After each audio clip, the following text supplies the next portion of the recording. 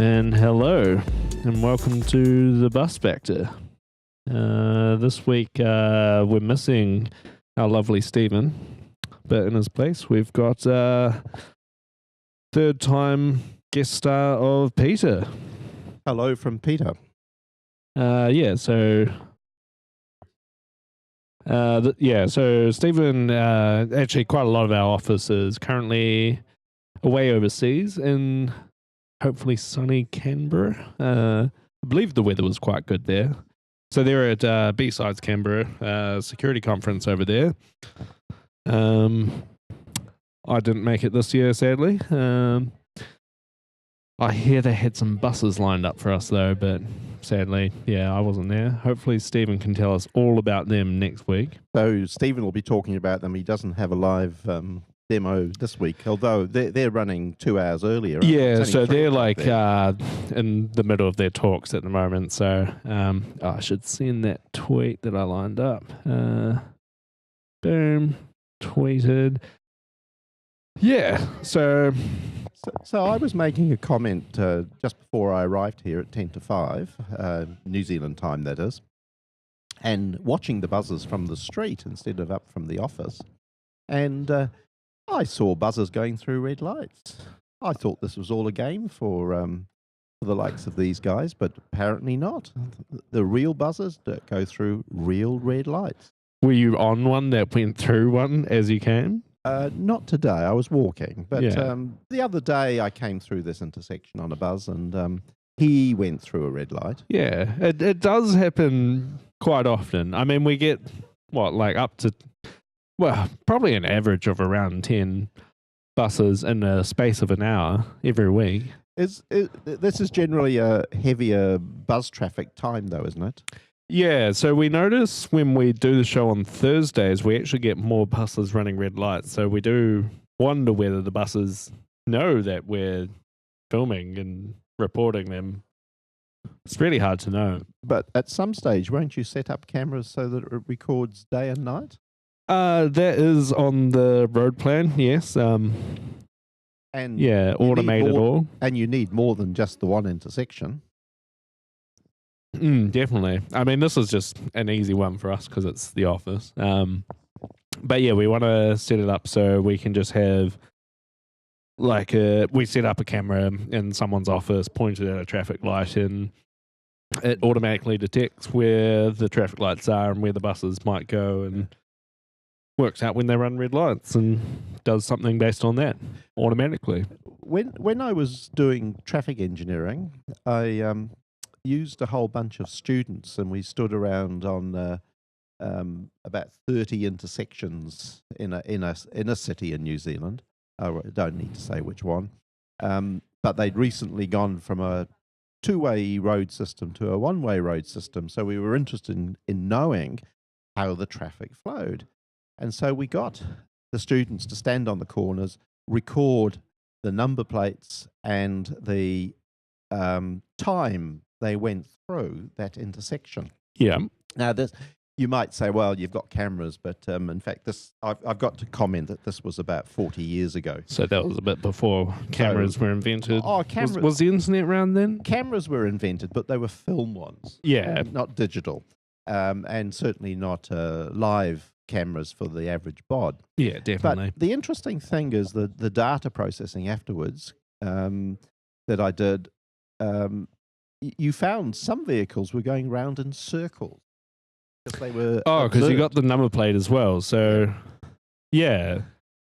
So we could identify individual vehicles and what their travel times were, and therefore what their speeds were. Yeah. And we were trying to assess the difference between the one-way system and the two-way systems. Well, the same principle applies here, that you could have 1,000 students at every intersection recording mealy buzzers. Yeah.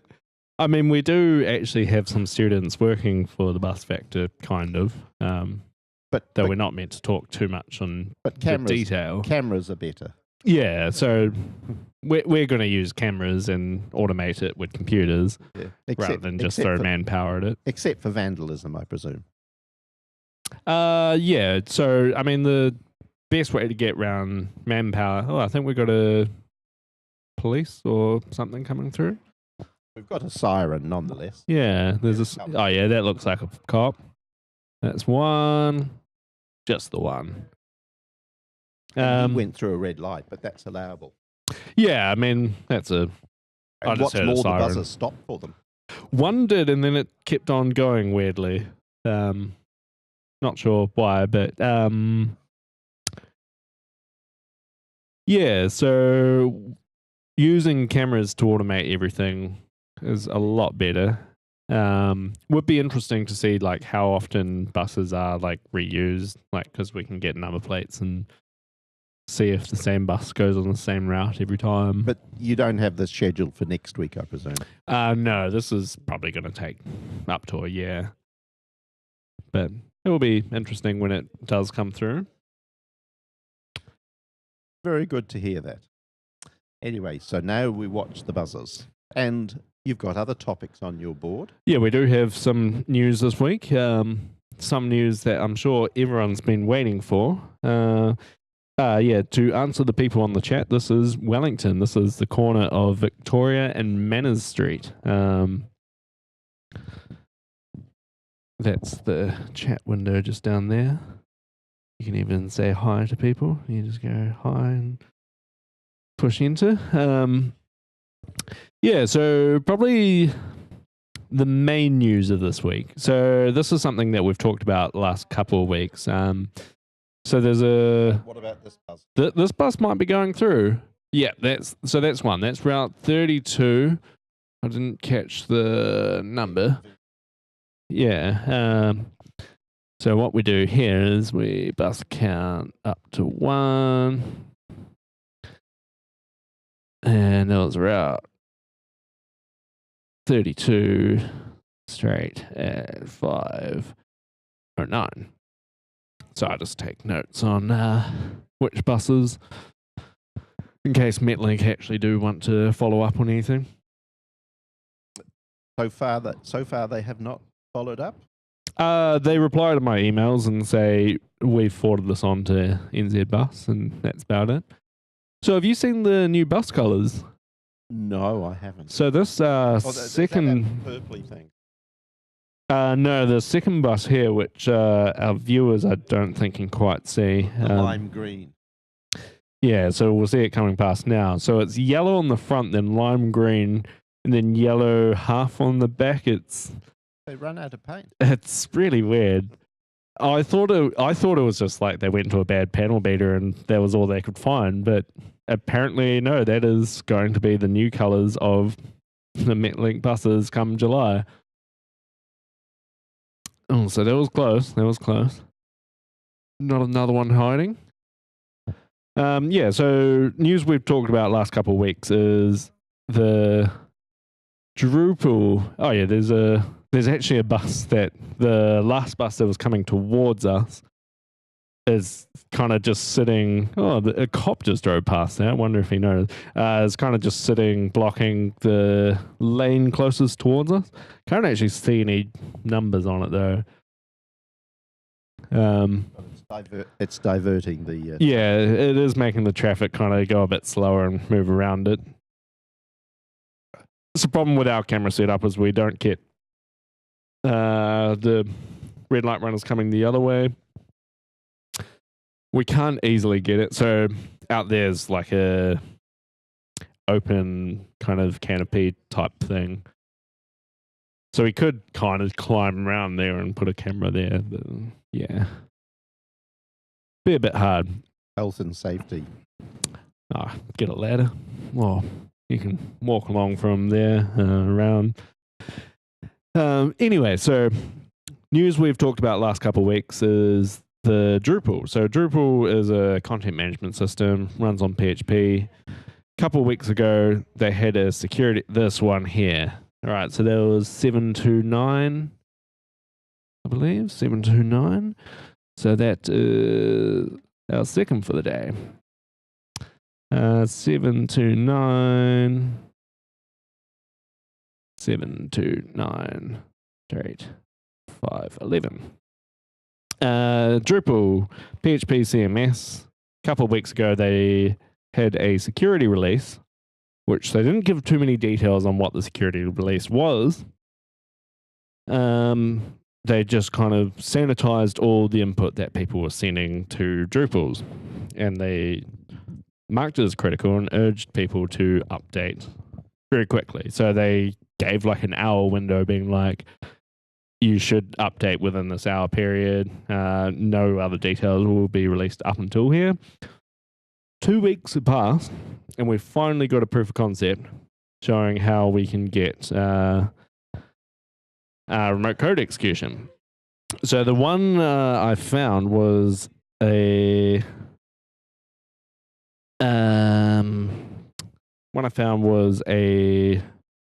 post-auth one, but it's not too bad. So you just need to have a login to a Drupal site. So if you've got like open registration, Stephen's messaging me and getting in the way of my search. Drupal POC. I believe it was in the mail one they used, but I believe just any form you can use it on. I can't search from that one. Yeah, so you get a login to a Drupal, you sign up, and then you get basically RCE. So yeah, they're doing it. Get parameter of element parents, account/mail, and doing some fancy URL encoding and value %23. I don't know that one off the top of my head. And then in the post body, we put PHP info just to show that we're getting PHP info out. But we can just put any PHP code in there, like system ID, system, give me a root shell, etc. Have you heard of Drupal, Peter? I've heard the name, but because I'm not what you might call an IT professional, I don't deal with it on a day-to-day basis, I've never used it, but I've heard the name. You probably have used it. You would be surprised. So Drupal has it's probably one of the world's biggest CMSs. So most websites that have configurable content run Drupal under the hood. So I accept in that sense I've used it, but it's been in the background. Yeah, you haven't been an admin, yeah. And therefore, if something works in the background, then I don't need to know, and to a large extent don't need to care. Yeah. I just want things to work. Oh, definitely. Making things work is always a good thing. Do you want to just say something again? Why is that? Oh, that's better. That's better. You were a bit quiet. So that was the sound test done. Probably should have done that before, but oh well. This is what you get for the bus factor. And a lot of ums. So that was the Drupal code. Drupal proof of concept. Our first story. You brought a couple of questions along. Well, didn't you? One of the, because as I said, I'm not an IT professional, but I have an interest in some of these things. One thing I was sort of looking at the other day was to do with authentication on machines, and of course that's always a concern. I started out back in the days when we never authenticated because we were sitting at the monitor of the machine back in the 1960s. And for a long time after that was the case. But of course now you have to authenticate on everything. There was no real need for authentication back then, was there? Because kind of everyone that was on the network kind of knew each other. Well, you may recollect when you were little, Hugh, that we used to have a password set on the home computer. Yes, and you had many passwords. This was... For those listeners that don't know, Peter is my father, which is why he knew me when I was little. And we had a password set to control the hours of use. And it was a great exercise by the children to try to work this out. And so they developed a lot of skills in hacking at an early age. Yeah, mostly. Oh yeah, that's pretty good. Someone in the office learnt how to basically splice together two network cables because their dad cut it to stop internet going out. It's pretty good. Back when I was using internet, we just had the coax cable, MBST. One of my boys changed the when it wouldn't work for him, he changed the switch setting on the back of the computer from 220 volts to 110. I think everyone's done that. And fried the power supply. Yeah, I'm pretty sure everyone has done that. Makes a good noise. Ooh, that's the computer gone. Yeah, I think my favorite trick back then was when James swapped the keyboards for another computer, and then Mum typed in the password, realized it wasn't going on to the computer, so she thought the keyboard wasn't plugged in, then moved it to the correct computer, typed in the password, we logged in, then he just turned on the other monitor and got the password. But then I think he sold it to me, and I told Mum and Dad straight away, and got changed. That would have been $1. That would have been when he was about 10, I think. Yeah, that was a waste of $1, but oh well. But authentication is necessary now, and I read that there were several new authentication methods being proposed as standards, or just been approved as standards. I wasn't quite sure. You weren't quite sure?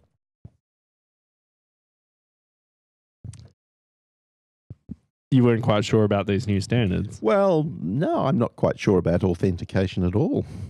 Well, authentication, yeah, sure. What were some of these new standards that you weren't sure about? Well, they had funny names, so I can't even remember those. Okay, well, I saw you had it written down. I like how you're pretending so hard to not know anything. So I believe you're talking about WebAuthn. Yeah, that was the name. Yeah, it's written down. I'd have to go back to my piece of paper to work it out. He was thrown. Yeah, just. We'll show you some B-roll later, I think. Showing the full winter section. We didn't get a chance to show you last week. But yeah, so WebAuthn, it's a new standard. It's kind of been out for a while, but it's recently just been kind of implemented in Chrome and Firefox, etc. So that's probably what you would have found when you were searching for authentication. So WebAuthn is, long story short, it's basically a web API to get public key authentication through the browser, which is kind of a cool thing to do. So historically, well, up until now, when we do authentication in the browser, we can either do username, password, or we can do clunky SSL public key authentication where you have to generate a certificate that conforms to PKI, and that's got... And you have to carry those around with you. Yeah, so that's got a whole kettle of fish problems with it. With this WebAuthn, you can... This will be it, 2468 and 761, so that's route 2. I'll write that down. 761, turn, and 2486 route 2 straight at 521. And then we update that to get 4. Oh, he's only just... Oh, yeah, I can potentially double check that number. My eyes aren't as good as they used to be. 2468. I think that's 2468, route 2. I can't read it from this distance. Yeah. It's kind of blurry windows. The quality you get on the camera is quite bad, but the quality we get is still pretty bad. So carrying on about WebAuthn. Yeah, so WebAuthn, it's So password, username, password. so it's kind of getting away from the username password and going solely to private public key authentication. So you still have to have some sort of token on you, as you say, was the bad thing. You just have to have a long string, but not one that. Oh, you this keep is in a your good memory. one. So that's 4237. 4237 straight 522. Just blocking. Yeah. Yeah, so you basically have to have a long string, as you call it. You're probably not going to remember this long string because it's going to be very, very long. But it means that you don't have to have password reuse. So you can kind of generate a different key for every website. And you can use this API to manage them all for you. But at some stage, you've got to prove who you are. Who are you proving it to? Well, to a machine of some sort. Yeah. So when you sign up to an account, it's the same thing as passwords. When you prove who you are, you register an account. You say, this is my username, this is my password. So you don't type in this long string. No, you don't. So the API deals with it for you. So you have to have some way of presenting it to the machine. This long string. Yeah, so this is what the API does for you. All that handles behind the scene. You sign up to a service. So you have a copy stored somewhere. Yeah, so it'll be stored on your computer, which you can... Oh, yep. 2446 Route 8. 2446 Route 8. Turn 524. That's 1, 2, 3, 4, 5, 6. I missed that last one, I thought. Bus count up to 6. Yes. So you have to carry some machine around, but everyone carries a mobile, a smartphone these days, do they? Yeah, everyone. Well, a lot of people carry smart devices. How you get the keys between all your devices, I'm still not 100% clear on. That might be done through, you might give it a password and it generates that. It might sync through existing password syncing techniques. Could be done, yeah, it could be anywhere, but WebAuthn is the technology, and it is in place in the Chrome and Firefox. Is that a bus trying to turn? Yeah, that is a bus trying to turn. Can't make it, not sure why he tried to turn. And he's in a red light. Right, so that's 4195, definitely couldn't fit. Route 7, 4195, 4195. Route 7, turn 525. Last two were turners. 7 is Brooklyn or Arrow Street, is it? 7 is R, I believe. Could be wrong.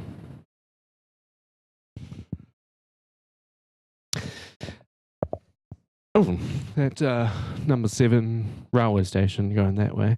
He's quite forward off the thing. It's an interesting place for number 7 to be, though. Yeah. Because they came down Willow Street. Yeah, number 7 and number 8 would come down Willow Streets, and that one's coming down from Manor Street. Down Taranaki Street or something.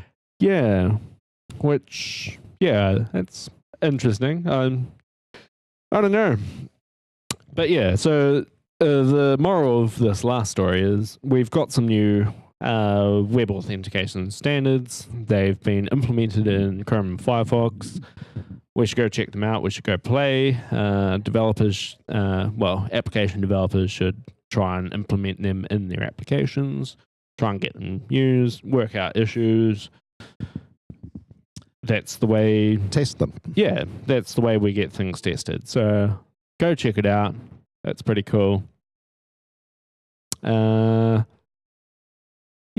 Oh, was this a big truck? What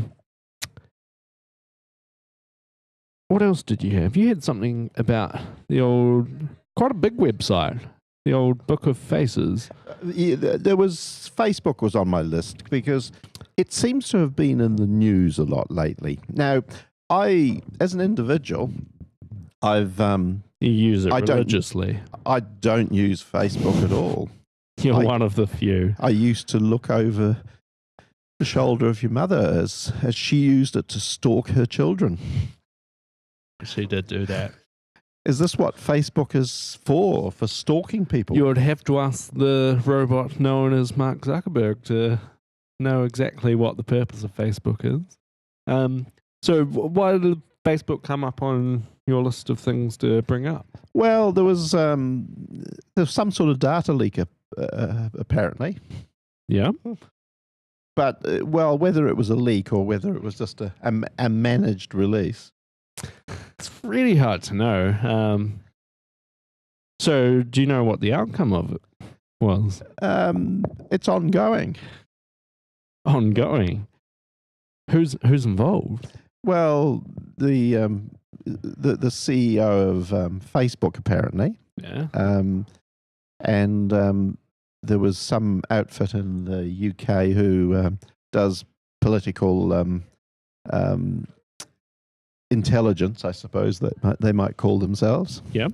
And the US Congress and the UK government are questioning it because of potential interference with elections and referendum. So people have, for a while, thought that Facebook and Cambridge Analytica have been interfering with elections such as the Brexit and that's the referendum. Yeah, in the United States presidential election, which is how we've got Trump as a president and Britain no longer part of. Well, in the process. In the process of moving. Oh, yeah, there we go. I missed the bus number there. Route number 4. Route 4. Route 4 straight 529. And we can bump that up to a nice 8. We've got 8 buses already. And of so course, one thing Stephen and I normally do at the start is we have a little guess on estimate what how many buzzers there might be. But I've listened to you doing that, and I wouldn't have a clue. This is very statistical and with a wide variation. Oh, it's got a very wide variation. We kind of, I think for some of it... But it does strike me there's usually around 10 or a dozen. Yeah, we kind of see buses during the day, how many... we kind of have a bit of a idea on how many is going to happen. It kind of depends on a lot of things like weather, like events, how many people are out. How many? Well, there should always be the same amount of buses just driving through. Also, how many cars are around, which is, it depends on a lot of things. But we've already got 8. We're only halfway through. I wouldn't want to hazard a guess. That's fair. I mean, the best guess you could probably get is 16 by the hour up because we've got 8 so far. So the light cycles, I think, were roughly 7 minutes apart. So we noticed that one week because we had just a bus run a red light every 7 minutes. So in the old days, traffic lights used to be controlled with mechanical relays and they would break down, whatever. But now they're all electronic. Yeah, all electronic. Solid state. And including, I think, the lights are actually LEDs these days, new ones. Yeah, the new ones. I'm not sure if these ones are or not. They don't go back and retrofit them unless they need replacing. So these ones could be the old halogen, I guess. But when you think about light bulbs and how long they last, they have to be maintained. But taking out the whole fitting and replacing it with an LED unit is not so trivial. Yeah. But one of the consequences of them being solid state electronic is, of course, they can have more control and different sequencing than the old mechanical relay. Yeah, so one thing you notice around town is they tend to have like a day cycle and a night cycle, and some intersections also have a peak cycle, which kind of just allows for maximum flow. It's still not like the most efficient because it's a hard problem to solve citywide, trying to get the most efficiency out of the roads. But I would imagine this one has had some thought put into it. Oh, it's had some thought. Yeah. But there's no truly optimal solution for everything. No, I mean, well, some things have an optimal solution. Now, the intersection is blocked at the moment. Yeah, so we've got a few cars, 3 cars. Right, yeah, so we've actually got cars all the way back into the bus lane, so the buses can't go. And the bus and the lights cyclists can't go. Green. Oh, nah, the car's moving. And the bus is now moving. Right, so the bus is going past. Car didn't move far, so if there's a turner, they might struggle. Could be an interesting one. A lot of buses held up. No, it looks all right. So one thing we could do, now that it's just changed, is look at the B-roll that we have. So this is something I filmed the other day. Voice is still working. That's good. So here we have, once it settles, that 0 will be over. So that's, if we're not playing noughts and crosses, that 0 will be over the light that we can see from our window, and the 2 crosses are the red lights from the other way. So here you see the light just went orange, and the light we see is not orange, and it's red. Light we see is still green, and then it goes orange, then red. And the difference between that, if you count it through, is about 7 seconds. What are we looking for? Your piece of paper. I'm not sure where you put yours. Yeah, so if we have a look through this again, we have orange, red, then 1, 2, 3, 4, 5, 6, 7.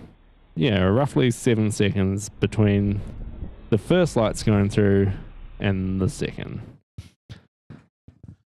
So that's kind of showing that when we see buses go through red lights, they've run through red lights like 7 seconds before they even get there. Except, Hugh, there's a bit of travel time. When did you do that?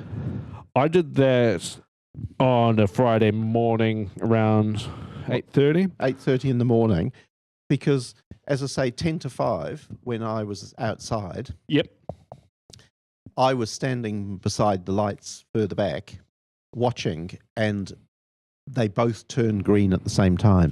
So they both turned green at the same time, which I will wait until the next cycle and I'll quickly check, because I think they both turn green at the same time, but they stagger the red lights. Oh, yeah. So I should have stopped and watched but there was a whole stream of buzzers going through on red lights. Oh, definitely, yeah.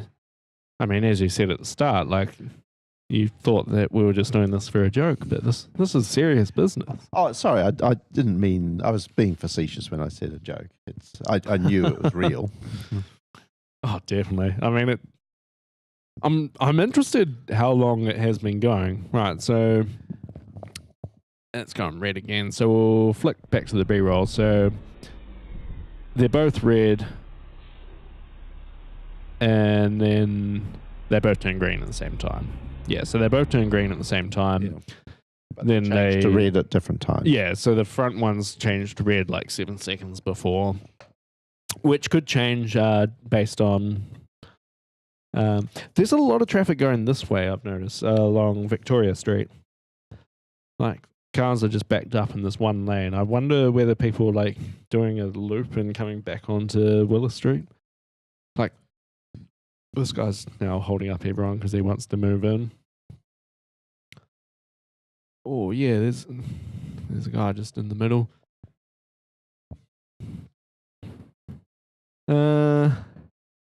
What else do we have? Oh, we had a kind of interesting flaw. So it's Cisco hardware. So Cisco is a networking company that do routers and, well, a bunch of networking equipment. They recently had a flaw, and some hackers found that flaw and hacked a bunch of Iranians, I believe. I should just double check which country I'm saying got attacked. Got this on my list. Yeah, Iran. So a lot of their like quite central routers got hit by this attack, and so was this a case that they could log into the router? Yeah, and change the settings. So the flaw was, well, there were kind of two flaws. There was a denial of service one, and there was also a remote code execution one. So I can't remember which one did this like kind of random thing. So the thing that they did to all these things was replace it with the American flag and say something along the lines of "Don't control our elections," which I'm unsure why they aimed that at the Iranians, but it was kind of interesting that we had a kind of countrywide attack for like political reasons. That's your cue card from the first show you were here. It's memorabilia like this one. We've still got the sign from our first episode saying your podcast is really awesome. That was held up. Yeah, we've been doing this a long time. How long have you been watching? I thought you'd been going for, what, 2 months? More like 6 or 7, is it? It's close to a year. Close to a year, is it? Yeah, I think we started in the middle of winter last year. And we're just almost hitting winter again. Yeah, so with quite a while. With winter coming, of course, the one thing I noticed last winter is that it became dusk, and as the light is fading now, of course, what happens is because you are lit here, you get a reflection through that other window. Yeah, so we will start seeing. So the reflection we can see there, I think we can see it in the camera there. The reflection we can see down the bottom is actually a pharmacy on the floor below us. And as it gets darker and darker at the time we film, you can actually see into the office because we've got like lights on and we're holding up microphones and we're just like standing by the window looking out. And yeah, it looks pretty bad. Oh, that guy's there.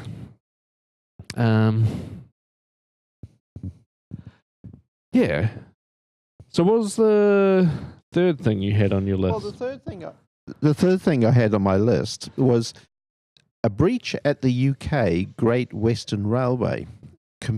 Commuters were told to change their passwords. Now, this may not be relevant to New Zealand readers, of course, or listeners. Transport related. The Great Western Railway goes from London across to Bristol. And the railway system in the UK offer Wi-Fi for people. And apparently there's been a leak. And it's slightly relevant to me because I was planning a trip to the UK and I was going to travel by trains.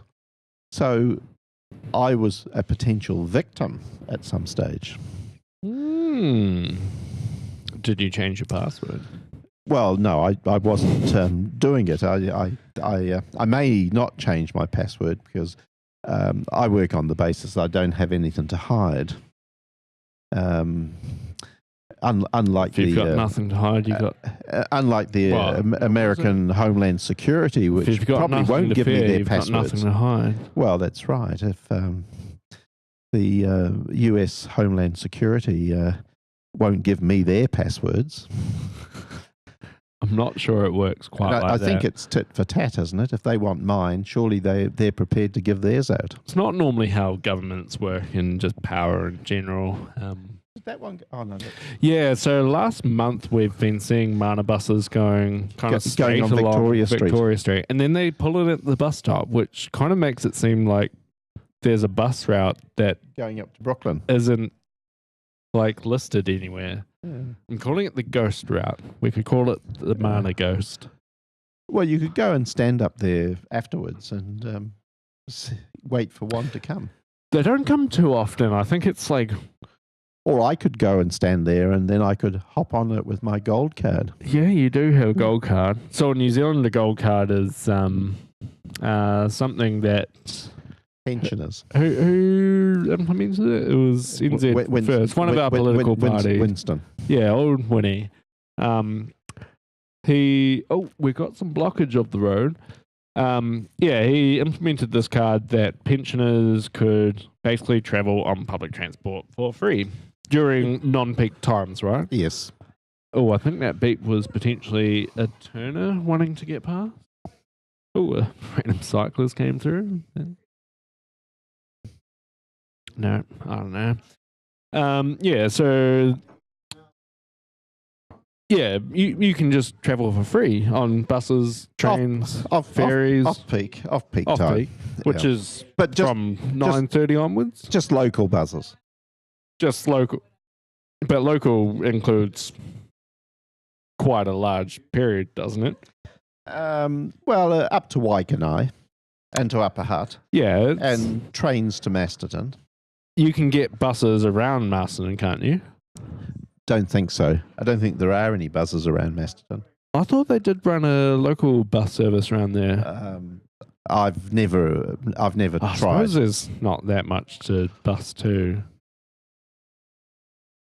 Because, there's definitely a bus service around Kapiti. Like, you can go from Paikok out to Paraparaumu. Yeah. But the train system works out to Waikanae. Yeah, trains go out to Waikanae, trains go out to Masterton. The Masterton train's a bit different from the Kapiti train, though. Takes about the same amount of time, but it's a diesel-pulled train, not a electric train, which is the Kapiti. It used to be an electric diesel. Yeah, they changed it for some reason. It was cheaper to run it as the diesel, wasn't it? Because they had to do more maintenance or something. We've had that a few places in the country where they've taken away electric areas and changed them to diesel because it's cheaper. But now this is not buses, but it is scheduled that the electric rail system in New Zealand. There's a local electric rail system in Auckland and there's a local one in Wellington. For the suburban trains. But on the main trunk line, it's electrification between Palmerston North and Te Rapa, just south of Hamilton. And that was done, but the three systems are all different. Yeah, it's kind of a bit weird. And the previous government has decreed that the electrification of the Palmerston North to Te Rapa line should be removed and go back to diesels. Yeah. Not steam. But the current government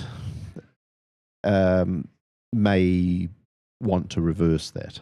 Yeah. Given that they have the Green Party as part of the coalition. Yeah, I mean, we've kind of swapped back sides with our governments.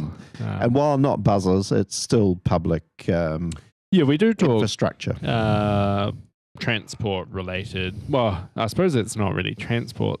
Well, there is some transport, I think it's Trunk. only the freight, but it's mainly freight on the North Trunk. I think the passenger trains are not electric locos. Yeah, I don't believe they are. They're all steam, aren't they? They cost a lot. No, they're diesel. Are they diesel? They cost a lot to ride. I think it's like $130 to go from Auckland to Wellington. More than an airfare. Yeah. And it takes like 13 hours. It's kind of fun for the first hour. You do it once. Yeah. I might add that in 50 years, I haven't done it at all. I think I've done it 3 times. Not sure why. Well, I know like why, but I don't know why I keep on doing it. So the Great Western Railway apparently had a problem with their sort of authentication, I guess, passwords. And they were very apologetic, and they said to their passengers, and there's a lot more rail users in the UK than there is in New Zealand. So do you know what happened? Like, well, how did it get leaked? I don't know the mechanism by which it's whatever. Usually I imagine with those ones that are kind of silently, oh, we've got a problem, but we're not saying why. It's normally like database injection, and you can get up passwords and just get a big password dump that way. Yeah. But I mean, it could be something else. I don't know the story off the top of my head. So what is the advice to me if I travel to the UK? Should I not use a smartphone? Should I go back to using public call boxes? My advice would be the advice I give to all of our clients is to have basically a password manager and have different passwords for every service. So you can get those for your phone, you can get them for your laptop, you can have them all sync up. So what happens if I drop my phone in a bucket of water? Then it's also on your laptop. Hopefully. You can also store them in the cloud. You can have backups. You can have USB keys. Are they safe in the cloud?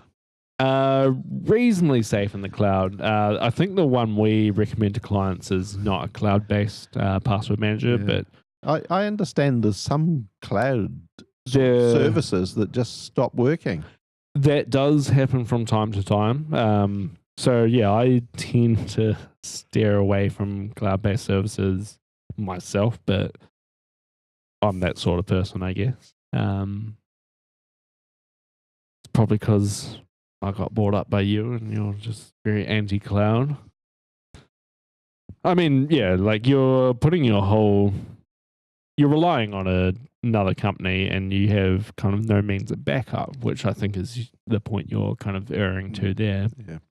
I mean, going back quite a number of years now, there was the mega update in Kim.com, and of course it's still festering in the background. Yeah. It's not been completely resolved. The Mr. Trump has not got him back, or Mr. Trump and his allies have not got him back into the United States to crucify him there. Yeah. Whether he deserves crucifying is another issue, but it's New Zealand is holding out. There was some push for that late last year, wasn't it? Because it's kind of that story that it's there, but not much happens on it. But yeah. So that bus must have detoured came up Victoria Street. Yeah, Victoria Street.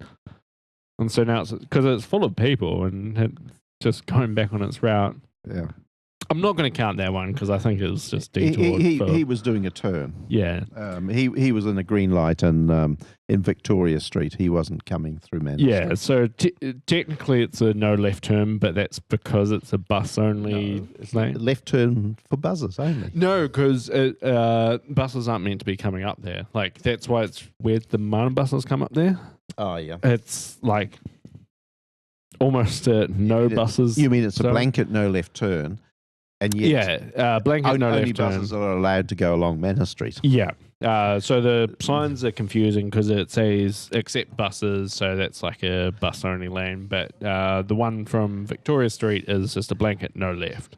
Yeah, even if you're a bus. Even if you're a bus, because why are you going down there? But he thought he was doing all right. Yeah. But clearly probably detoured, which it's kind of interesting why detoured down there. So if you detour that block, you don't actually miss any stops. There's no stops on that block coming this way.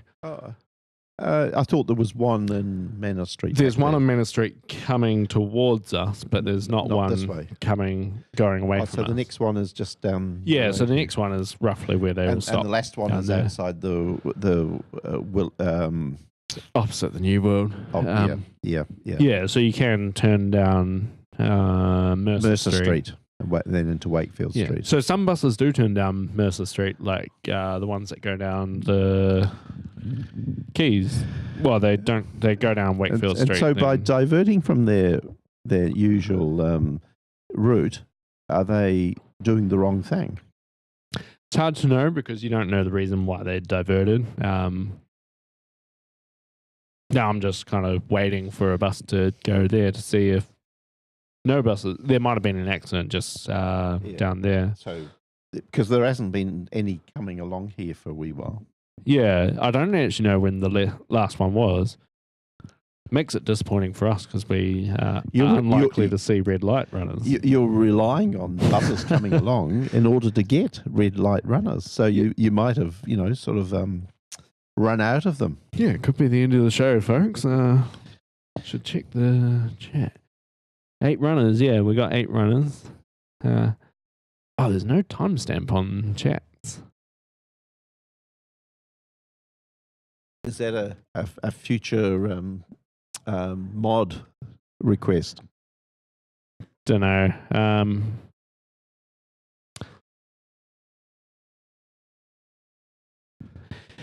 Yeah, what time are we anyway? 53. Oh yeah, we're almost at the end. But there really hasn't been many coming along.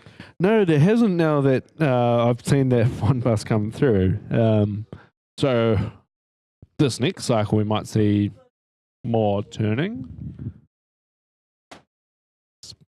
Yeah, it's kind of a bit interesting. Oh no, there we go. No, we might be back Which way did he come from? He would have come from Manners. They're all coming from Manners. Might have just been a lot of them. Temporary backup. Yeah. Not too many. I would have expected more if there was like a big backup. Yeah. But I mean, might be kind of backed up there. No, I don't want a complication because I was going to walk down there and catch a buzz. Well, the thing is, normally after a Bus Factor episode, I would do the same. I'd walk down and I'd catch the bus. And I'd feel a bit weird because I've spent the last hour talking about how buses run red lights all the time. Slating them. And then I jump on a bus and get home. I mean, buses serve a great purpose for communities. But you want them to adhere to the rules. Yeah, so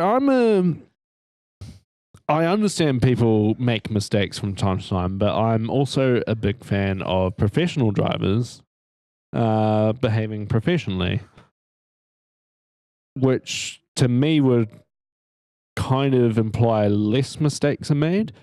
But the fact that we can get, 8 red lights in half an hour. What you don't measure, of course, is the... there's a lot of good bus drivers. Cars that run red lights. And I suspect there's a lower incidence. There probably is, but cars, the average car driver drives a lot less than the average bus driver. Yeah. And they're not professional drivers. Yes. Like, I wouldn't hold them to the same standard. So I would think that buses or taxi drivers should really be driving with a more professional standard and less mistakes should be made. So, like, if there was only one red light a week, one red light in an hour, I probably wouldn't care that much. Yeah. But if there's close to 10 consistently every week, and the you then parent see company that not there's an caring. issue. Yeah.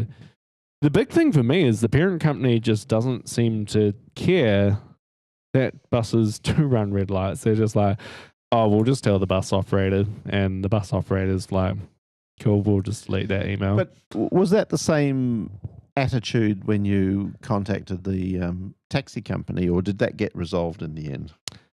Which taxi company? Well, I thought you had an issue with a taxi a few weeks ago. Taxi company, yeah. So I contacted the taxi driver, I believe, was drunk. I got out of the taxi, contacted the police. They sent someone after him, I don't know. They told me to contact the taxi company. I rang up the taxi company. They had such a weird... I was just very confused at the reaction they had. I was like, your driver's drunk. And I'm like, what? Like, your driver's drunk. He You mean shouldn't be... indifference? Yeah, I was just like, I thought this would just like, you'll be like, okay, yeah, we'll like wave sort red this flags out. for them. But they were just like, okay. Do you have anything else? And I'm like, oh, what? Would you like chips for that? So the NZTA did come back. So I also sent a thing to NZTA because NZTA don't have that much power. They can tell commercial operators like Metlink or taxi companies. So the bus operator Metlink, they have overview rather than detail. Yeah, so they can tell the taxi company as a whole, you haven't handled this complaint well, but they can't really do much about the individual, which I'm not that upset about for a taxi company or a bus company, because I don't see the problem being the individuals. I see it as management or what do you call it, culture. Yeah, so like all these buses running red lights, it could probably be solved by just throwing some training at them and being like, try not to make rough moves and try not to run red lights all the time. People make mistakes. Try and like think. And accept that it happens occasionally. Yeah, it will happen occasionally. When it happens in large volumes, then yeah, maybe do something about it. What time do we have? 17:59. Yeah, we have sort of run out of time. We could watch one more light cycle if you want. Have you run out of buzzers? We not a buzz on site. We haven't actually had a red light runner since 5:30, which is they've obviously been listening to you. Maybe. Yeah, we'll watch this last one and then we'll cut over to the credits. Would like to thank you for coming on again, though. Filling in for Stephen while he's away on holiday. Well, it's not really holiday; it's a conference. No, I understand. I go to conferences, and this is your third time on, isn't it? Possibly something like that. Yeah. But I go to conferences, and they're actually quite exhausting. There it is, red light, and that buzz just sort of got through. Yeah, got through. So on with the music. Yeah. Thank you for Patreons, and we'll see you next week.